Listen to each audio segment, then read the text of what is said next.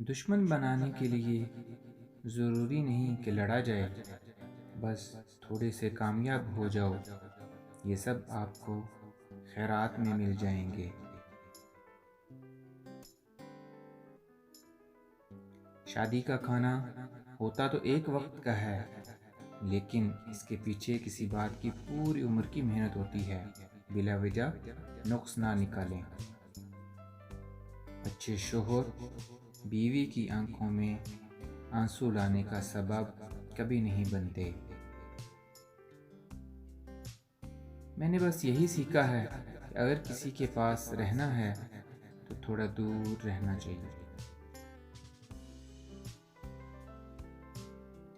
डिग्रियां दर हकीकत तालीमी अखराजात की रसीदें होती हैं, वरना इल्म तो वही होता है जो इंसान के किरदार से ज़ाहिर हो। दुश्मन से भी ज़्यादा ख़तरनाक वो है जो दोस्त बनकर आपको धोखा देता है।